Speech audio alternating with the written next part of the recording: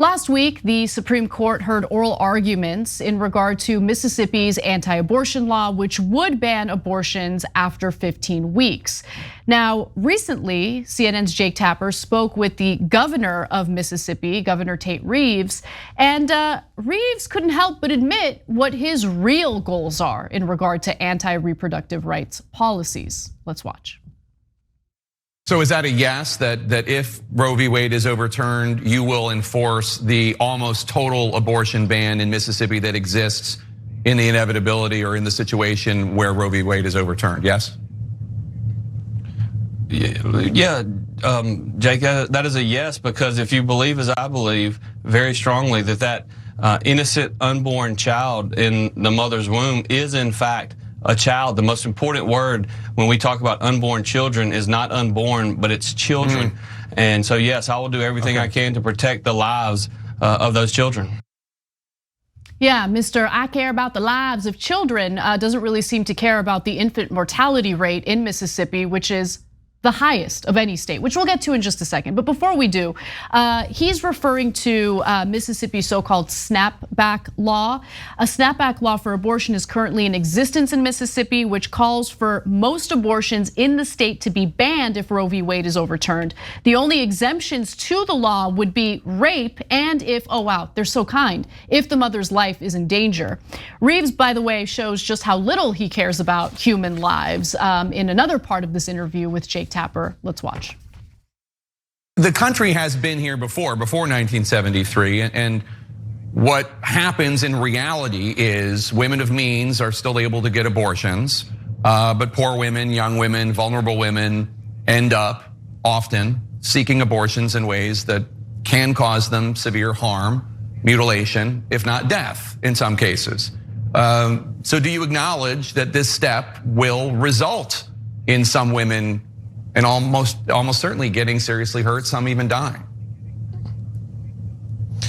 Well, I certainly would hope that would not be the case. But what I would tell you, Jake, is that since Roe was enacted in 1973, there have been 62 million American babies that have been killed through this process, and I think that those babies in their mother's womb don't have the ability to stand up for themselves, and that's why they have to have people like me and others around this nation. Oh, he's so worried about the babies that aren't able to stand up for themselves. Like all those infants who die after being born because of Mississippi's terrible healthcare system. Let's just go to this graphic. Let's go to graphic 3 real quick, and then we'll go to you, Cenk.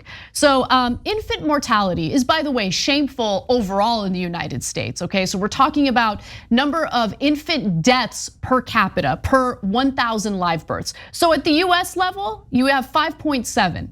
Okay, the healthiest states are Massachusetts and New Hampshire, where 3.9 infants out of every 1,000 die.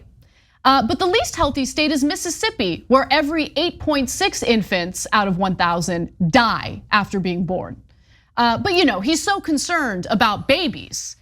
And of course, let me just reiterate that a baby that's viable outside the womb is different from a zygote or an embryo or a fetus that is not viable outside the womb. It is not a human being. It is not a person that can live outside of a mother's womb, okay? But they claim that they value those unborn embryos far more than living, breathing human beings. And it's not just in regard to infant mortality that proves what I'm saying. It's in regard to every other policy that you see in red states like Mississippi, including their unwillingness to take a serious pandemic seriously to save living, breathing human lives.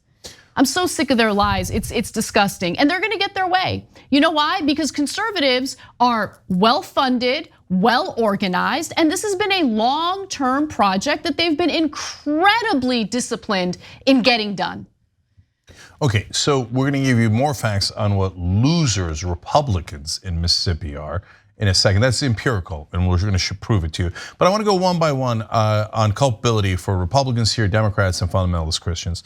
First on Republicans, so in Mississippi, why do they have such an awful infant mortality rate? That's because they don't provide the resources.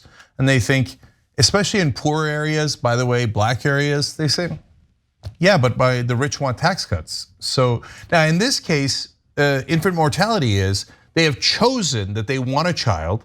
The zygote has actually become a child because it's viable. It's about to come out.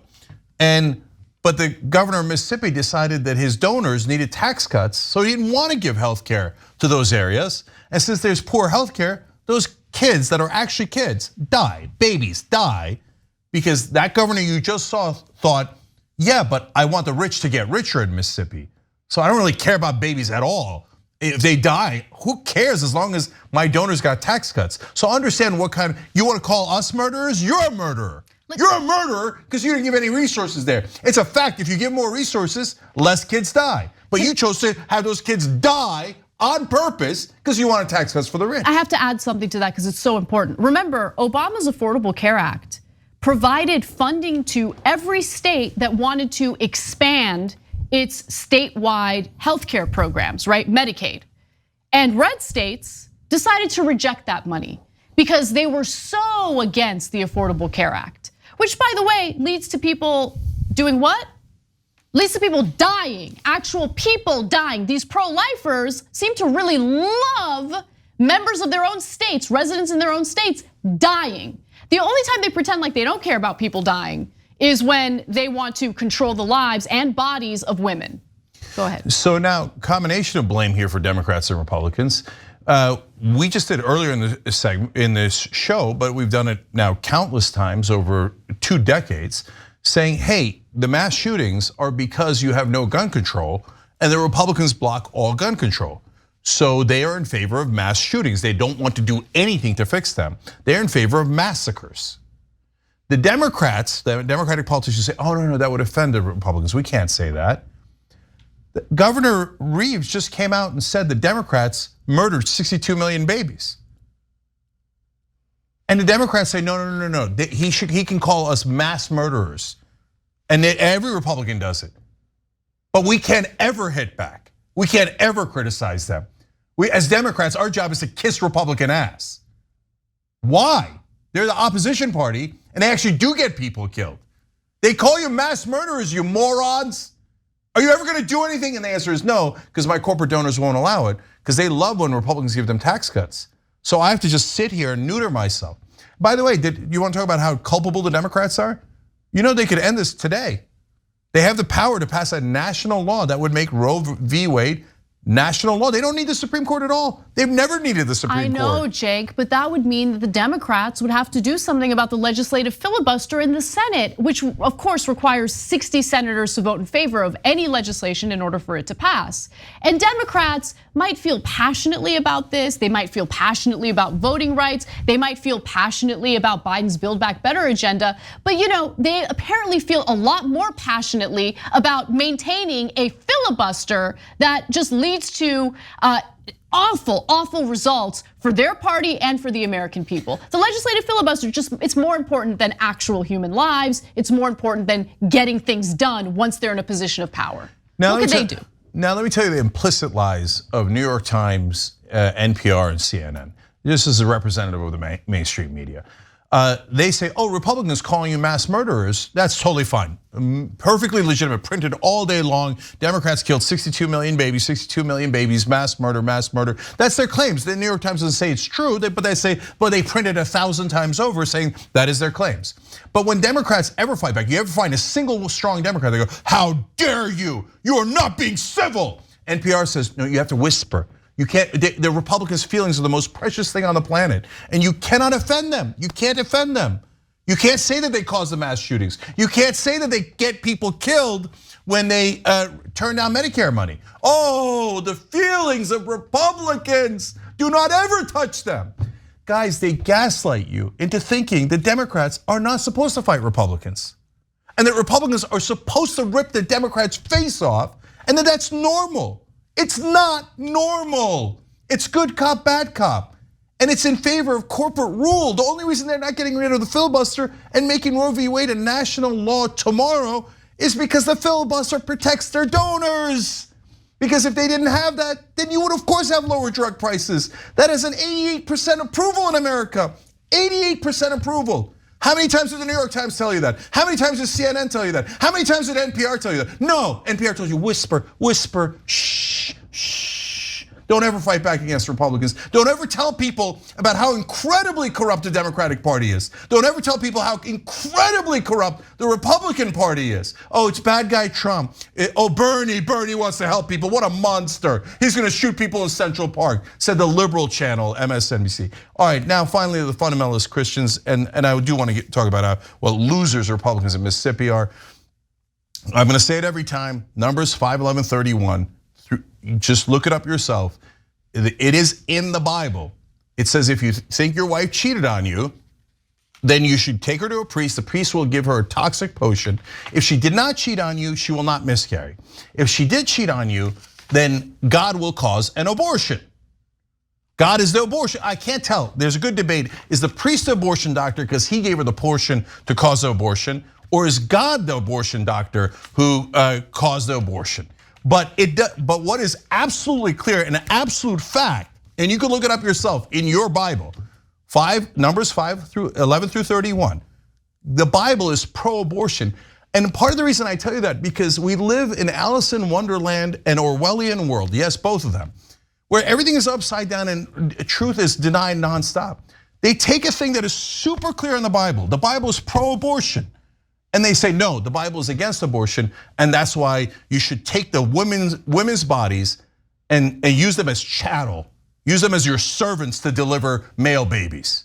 Because the Bible said so. But the Bible didn't say so. It's been a lie the entire time. We're trying to snap you guys out of it because you've been brainwashed by corporate media. You've been brainwashed by right-wing media. We're just bringing you simple facts. You could look it up in the Bible for yourself and see if we're right or wrong. And you'll see that we're right. God is pro-abortion. Bible is pro-abortion. That's a stone cold fact. But nonstop they lie to you as an excuse to use women's bodies, and yes, to take away their freedom, and yes, that is government tyranny to do that to women. Okay, final fact is about Mississippi. I want to show graphic 2 here because I don't want to let the loser Republicans in Mississippi get, oh no, you can't say anything about Mississippi. You can say anything you want about San Francisco or Massachusetts. Wrong, I'm saying it right now. 50th on the economic hardship index. For Republicans, there are only 50 states. I know you don't know much. They're dead last. 49th in percentage of families that are food insecure. 47th in percentage of people who avoid healthcare due to costs. 49th in the rate of teen births. 50th in the rate of low birth weights. And we showed you earlier, they're also the absolute worst in infant mortality. So Mississippi has had Republican rule for decades now. And every Republican has driven it straight to the bottom of the country. They are the worst state to live in. Worst state, why? Because they're run by right-wing Republicans who don't give a damn about their citizens and their voters. All they care about is money, money, money. We gave everything to the rich and we robbed the poor and we robbed the middle class. That's why Mississippi's the worst state in the country, because the Republicans run it. Look at that, what happened? Did anything happen? In corporate media, you can't say that. You can't, no one. Go ahead, turn on MSNBC, see if any of them say it. Half of them are Republicans, of course they're not gonna say it. We tell you things that are absolutely true, backed up by facts, and we're not afraid to say it. Thanks for watching The Young Turks, really appreciate it. Another way to show support is through YouTube memberships. You'll get to interact with us more. There's live chat emojis, badges. You've got emojis of me, Anna, John, JR, so those are super fun. But you also get playback of our exclusive member-only shows and specials right after they air. So all of that, all you gotta do is click that join button right underneath the video. Thank you.